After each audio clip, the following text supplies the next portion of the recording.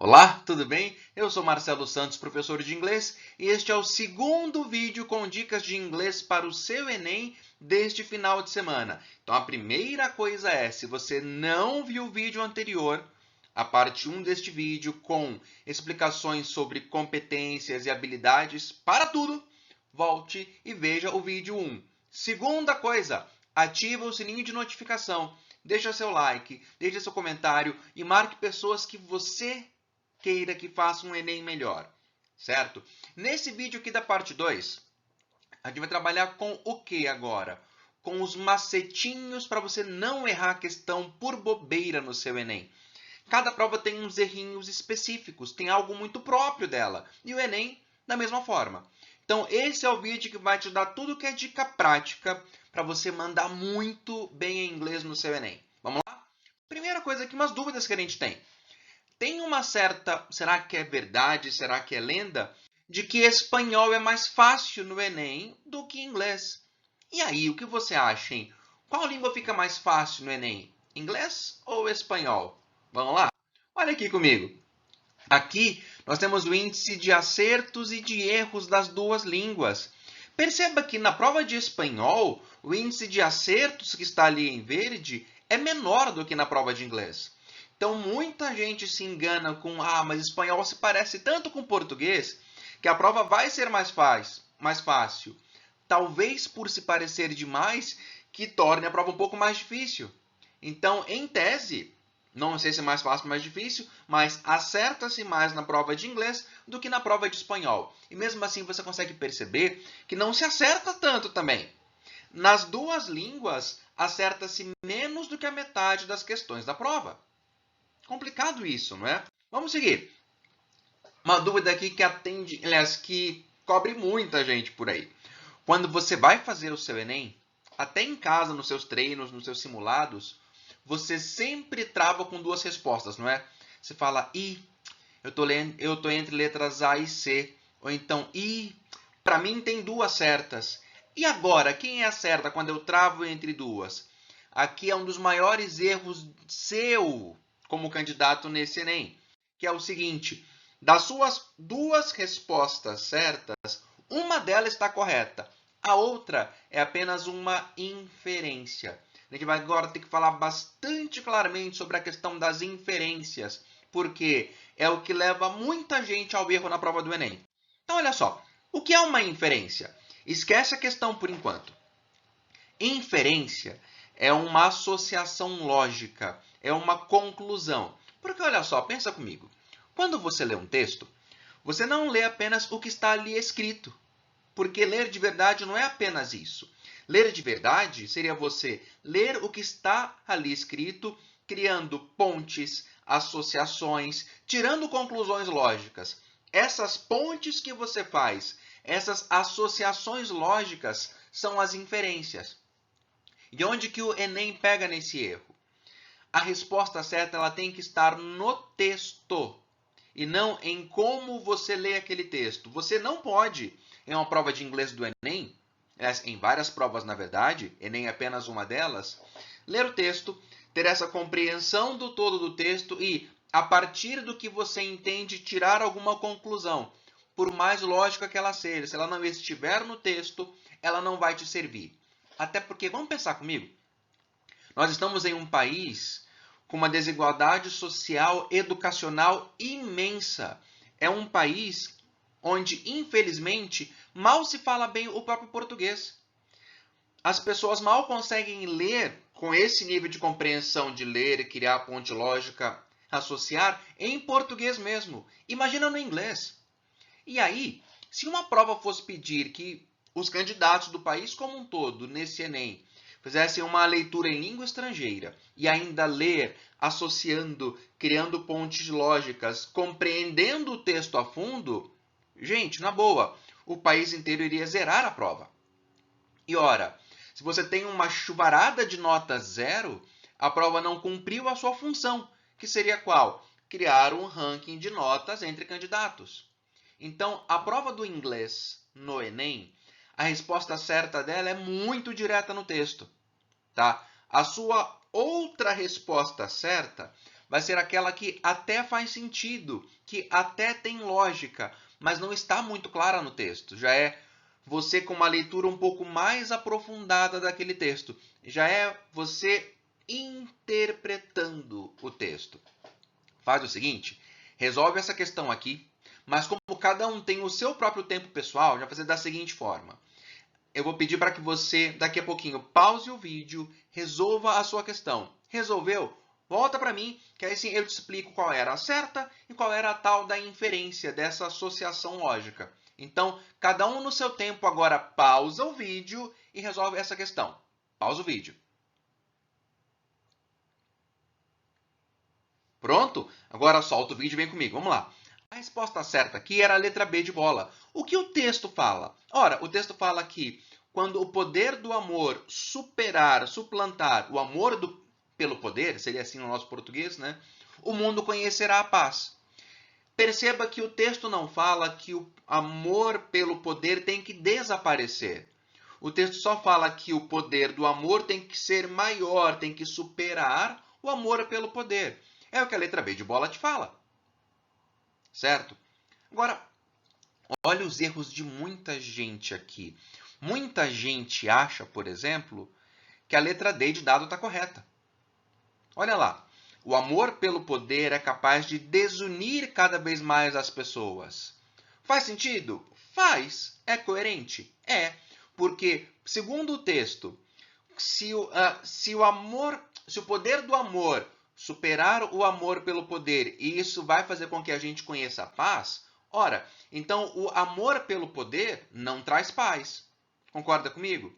Mas aí vem a tal da inferência. No nosso entendimento coletivo, a ausência de paz traz desunião, que é o que a sua letra D de dado te fala. Gente, oposto de paz não é desunião. Oposto de paz é guerra. E no nosso entendimento, criando pontes lógicas, pensar em guerra é pensar em desunião. Entende que o texto não fala isso? Apenas faz sentido? Aí é o seu erro principal na prova de inglês do Enem.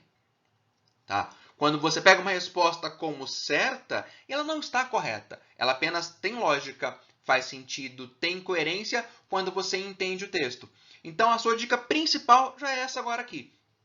Travou na prova de inglês do Enem entre duas? Para um pouquinho, respira. Qual das duas está mais diretamente ligada ao texto? Qual delas está, de fato, no texto? A outra só tem lógica. Isso vai cortar 1 milhão de erros de vocês. Vamos seguir? Tem mais erros também. Há outros tipos de erros na prova de inglês deles. Que seriam quais? Vamos lá. Primeiro, falsos cognatos. São palavras que parecem uma coisa que não são. Esse tipo de erro pega muita gente que tem menor domínio de inglês e começa a tentar forçar coisa que parece, mas não é. Tá? Então, assim, cuidado com isso daí. Qual que é o outro erro? O uso de termos do texto numa resposta errada de uma outra forma. É a seguinte. Aliás, é o seguinte, né? Você está lá na sua questão, na sua letra B de bola, e fala, eu vi isso no texto. Viu? Isso estava de fato no texto. Só que aquela resposta B de bola que está errada é a junção de vários pedacinhos do texto de um modo um pouco torto. Eles resgatam informações lá do texto e jogam de uma forma errada. Fora de posição, com vírgula fora do lugar, são palavras do texto usadas de um modo um pouquinho torto. Tá? Outro erro que na verdade é um acerto. Nesse aqui, é quando a banca do Enem tenta fazer com que você ache que uma resposta certa está errada. E quando que é isso? Monta-se uma resposta certa, porém toda escrita com sinônimos. Quer um belo exemplo disso? Se o texto fala que algo foi criado em 1 hora, em uma resposta que está certa, e fala que foi criado em 60 minutos, que é 1 hora em sinônimos. Muitas vezes não é uma coisa tão simplória assim, mas é expressar a mesma ideia do texto, quer dizer, é ter uma resposta correta com palavras diferentes, com sinônimos, tá? E ainda, esse engana muita gente, tá? Monta-se uma frase toda certinha, bonitinha, mas alteram uma só palavra, mudam uma única informação. E, poxa, a prova do Enem é cansativa. você já vai estar ali tenso, tensa, cansado, cansada. E aí acaba que por horas você dá mole, essa é a verdade. Você pisca e não percebe algo. Por exemplo, o texto fala que alguma coisa foi construída em 3 meses. É uma resposta errada, copiada igualzinha ao texto. Tal coisa foi construída em 3 semanas. Alteram uma só palavra. Você não se dá conta disso por cansaço ou por pressa e acaba errando sem perceber. É o tal do putz, dei mole. Porque isso é dar mole mesmo. A prova do Enem não traz gramática em inglês. A prova é toda montada com essas pegadinhas chatas de compreensão de texto. Por conta disso, dica de ouro para o seu Enem é a seguinte: você nunca busca respostas certas na prova de inglês. Você vai eliminar respostas erradas. A certa é que ficar por último sem erro nenhum. E nem é que você vai eliminar uma resposta errada. Não é bem assim. Você vai grifar o que torna aquela letra A errada. Não é que a A está errada, porque aí vira uma impressão. Para mim parece que ela está errada e isso não vai te servir. A letra A, por conta de tal palavra que fica errada. Grife os erros. A certa é aquela que vai te sobrar ao final, que não vai ter erro nenhum. Aí você fala, poxa Marcelo, mas isso gasta tempo. Sim, na prova de matemática, de química, de física, você não investe tempo com cálculos, com resoluções, com conceitos. A prova de inglês não tem matéria. Então você vai gastar tempo nisso daqui, nesse brincar de caçar erros. Você investe um pouco mais de tempo? Sim, mas você não erra questão nenhuma desse jeito, tendo a ciência de cada tipo de erro e ficando muito atento a não usar de inferências e sim daquilo que está de fato no texto. Vamos seguir? No vídeo anterior, no vídeo 1, que você já deve ter visto, certo? Nós falamos sobre as 4 habilidades que a prova de inglês do Enem te pedem. Então aqui nós vamos agora resolver 2 questões para cada tipo de habilidade. Essa é a 5, que é o associar palavras e expressões a um tema. Ela é simples, você percebe que a questão ela pede basicamente que você reconheça o tema de um texto de acordo com as palavras que ele te traz. Nada muito complexo. Mas é da mesma forma, como cada um tem o seu tempo de resolução, você vai dar uma pausa no vídeo, resolver, e aí sim você volta para cá para a gente fazer essa resolução comentada de cada questão. Serão 8 questões ao todo para te preparar de vez para esse seu Enem. Então agora, pausa no vídeo. Pronto, foi? Então vamos nessa. A resposta certa aqui é a letra E. Tá ali, ó. Maior nível de estudo reduz riscos de ataques do coração. Isso está nos trechos ali apontados no texto. Quando na frase 1 já fala que going to university seems to reduce the risk of dying from coronary heart disease, quer dizer, ir para a faculdade, ter mais estudo, reduz esse risco de morrer de uma doença do coração. Tá? E ainda fala-se ali no final sobre ter maior chance de um ataque do coração do que quem vai para a faculdade. Então, segundo o texto, ir para a faculdade reduz o risco de um ataque do coração. Perceba que a questão ela só pede que você reconheça o tema central de um texto de acordo com ele. Nada mais que isso. É uma questão, em tese, bastante simples. Olha para os erros das outras comigo. Letra A. Não é que atacam 10 mil pacientes. Foram 10 mil pacientes envolvidos neste estudo. Então, perceba que esse erro aqui seria aquele do pegar coisas do texto de um modo meio solto e bagunçar. Na verdade, a prova inteira aqui nessa questão faz isso. Ele dá uma bagunçada em informações do texto para criar respostas erradas. Vamos para a próxima já? Mesma coisa, você vai dar uma pausa, resolver essa questão e depois voltar para a resolução comentada comigo.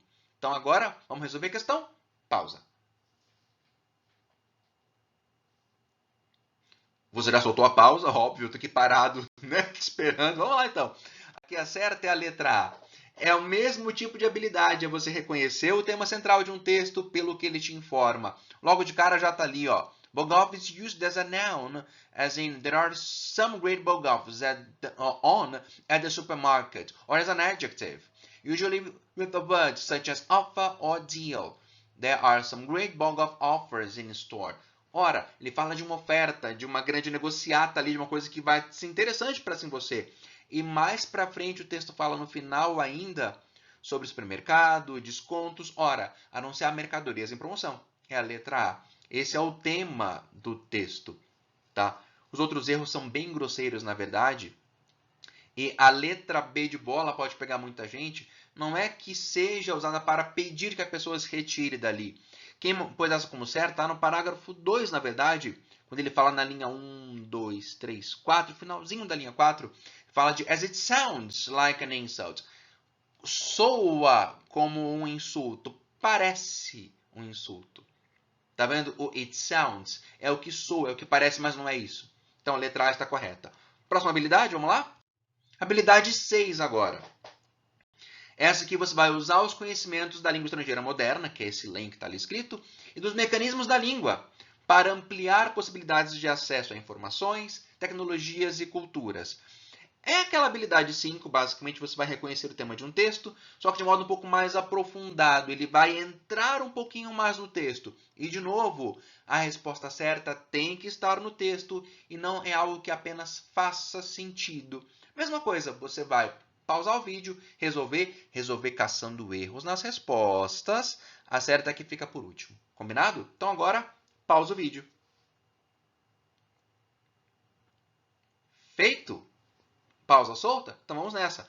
A certa aqui é a letra D de dado, está bem no parágrafo 2. Olha como está igualzinho. Está ali no texto grifado com uma seta. Ó. We are particularly interested in how people's happiness is affected by their local environment. Não é igual a letra D de dado? Que ele fala sobre o quanto a felicidade das pessoas, o nível dessa sua felicidade, é afetada pelo ambiente local, quer dizer, esta relação entre a felicidade e onde elas se encontram é idêntico, porque não há inferências. Não pode haver inferências na prova de inglês do Enem. É o que está de fato escrito no texto e nada mais que isso.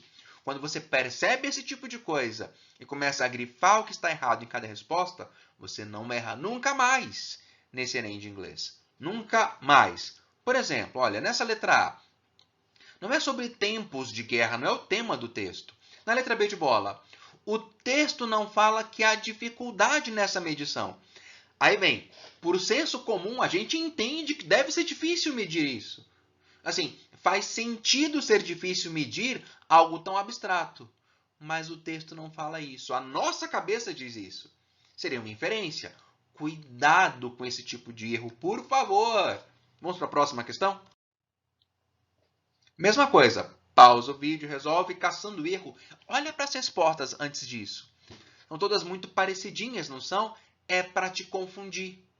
Quando você pega uma questão dessa com respostas todas muito parecidas e faz com um pouco mais de pressa, você pode marcar um erro sem perceber. Então, de novo, você vai caçar coisa errada primeiro. A certa é por último. Muito embora a questão possa até parecer besta. Cuidado. Então, agora, pausa.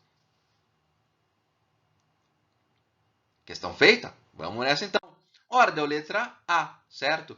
Ele fala ali que as cáries acontecem em mais de 25% das crianças entre 6 e 7 anos. Concorda que está igualzinho ao texto? Está ali grifado, ó. Over 25% of 6 to 7-year-old children have beginning cavities in one of the molars. Quer dizer, acima de 25% dessas crianças dessa faixa etária têm cáries, cavidades, cavities, começando em um desses dentes aí. É só a letra A copiada igualzinha. Tá? Perceba que nas outras começam a tentar brincar com elementos do texto fora de ordem para te confundir. Os erros são simples. Em inglês, no Enem, não tem matéria. É o tal do putz, dei mole e não vi aquilo no texto. Se você tomar esse cuidado e sempre grifar aquilo que está errado, a prova está feita. Próximo, H7. Esse é um pouco mais complicado. Essa habilidade 7 pede que você relacione um texto em língua estrangeira à função social daquele texto.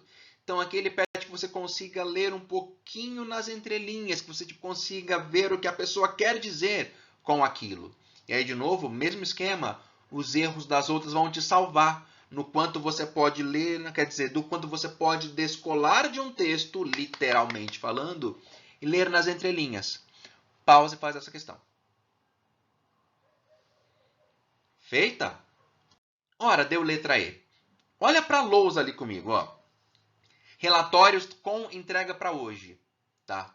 Aí ela fala que o meu trabalho, né, que o meu trabalho é sobre o quão importante é economizar papel, eletricidade e outros recursos. Eu vou te mandá-lo telepaticamente. Gente, ela não fez. A entrega não pode ser mental. A entrega é via e-mail, ou então impresso na mão, tá? Perceba que aqui ela usa toda uma estrutura linguística com essa função de dizer que não fez. É um pouco mais trabalhoso você perceber isso, tá? Mas olhe para as outras.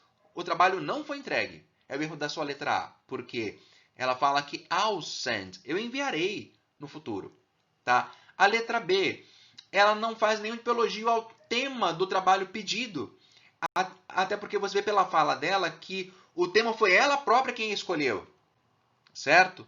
Ela não faz sugestões de temas, que é a sua letra C como errada, ela só fala, o meu trabalho é sobre isso.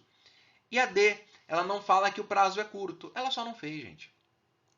Concorda que a prova ainda é simples? Quando você começa a ficar mais atento, mais atenta aos erros que a prova vai te trazer, ela se torna mais simples. Próxima questão. Na mesma habilidade ainda, você vai ter que conseguir ler nas entrelinhas o que a pessoa quer dizer, qual é a função e uso social da língua nessa questão aqui. Vai pelos erros, pausa no vídeo. Vamos lá então. Já está feita a questão. Opa! Aqui deu letra D de dado. Olha para o texto comigo. Ó.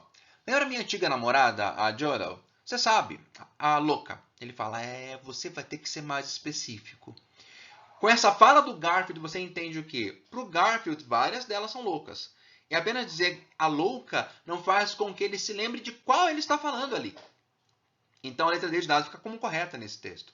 Mas veja, nas duas questões que vimos agora aqui, você tem essa leitura de entrelinhas, que é perceber o uso social da língua naquele texto ali. Última habilidade? Essa é a 8. Essa mexe com a parte cultural, com diversidade, com representatividade. São um pouquinho mais trabalhosas também. Mesmo esqueminha. Pausa, você vai grifar os erros. Fala, ó, a está errada por isso, a B está errada por aquilo, certo? Vá se guiando pelos erros. É a dica principal para você mandar muito bem no inglês do Enem. Agora, pausa. Vamos lá então, deu letra B de bola. A certa é a persistência da guerra enquanto houver diferenças raciais e sociais. Olha lá comigo, ó. A primeira estrofe fala da diferença racial. Tá ali, ó. Until the philosophy which holds one race superior and another inferior. Quer dizer, até que essa filosofia que faz a separação de raças seja permanentemente abandonada, haverá guerra. Né? Em todo lugar é guerra e eu declaro guerra.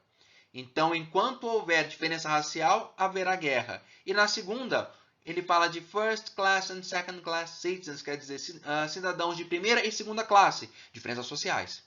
Então, a persistência, enquanto existir diferenças de raça e sociais, a guerra persistirá. Haverá guerra. Ele fala aqui, eu declaro guerra. Tá? Olha para as outras. A fala da inércia do continente africano diante das questões sociais ali. Onde que o texto fala que a África não se mexe em relação a isso? Não está no texto. Tá? Para algumas pessoas pode até fazer sentido, mas não está no texto. A letra C não está no texto, assim como a letra D de dado. A E engana muita gente. Olha onde que a E fica errada. Quando fala da fragilidade das diferenças. Porque, ora, o que fala o texto? As diferenças existem e são elas que provocam guerra. São elas que fazem com que a guerra persista. Ora, se a diferença existe ao ponto de que a guerra exista, onde que essa diferença é frágil? Concorda que não faz sentido? Já é você querendo interpretar o texto de um modo que não cabe. Então, de novo, em uma prova de inglês do Enem, você tem que ficar muito preso, muito presa ao que fala o texto. Nada mais que isso. Última questão de hoje. Vamos lá. Ah, eu não falei, né? Pausa no vídeo. Questão feita? Deu letra E. Tá logo de cara, ó. Quando fala que Ebony and Ivory live together in perfect harmony, side by side, on my piano keyboard. Pouca gente sabe que ebony é ébano e ivory é marfim. Quer dizer, o negro e o branco. Aqui ele faz essa analogia para falar sobre pessoas negras e pessoas brancas. Se você não souber o que seria ebony and ivory, nem todo mundo tem que saber que é ébano e que é marfim, você começa aí pelo exemplo que ele traz ali. Fala que estas duas coisas vivem juntas em perfeita harmonia, lado a lado no teclado do meu piano. E aí quando você para e pensa, você tem ali dois materiais de cores diferentes. Você tem teclas brancas e teclas pretas. Então, até sem saber o significado de ebony e ivory, quando você vê a cena do teclado do piano, do que está ali lado a lado, é negro e branco. Certo? Ali era o gancho para você conseguir perceber que é sobre a questão étnica nessa questão aqui. Tá? Então, para a gente finalizar, lembrando, teu erro mais frequente é fazer inferências, começar a tentar fazer coisas por deduções lógicas, por associações. Não pode. A prova ela vai te cobrar o que está ali no texto. É o seu erro mais comum.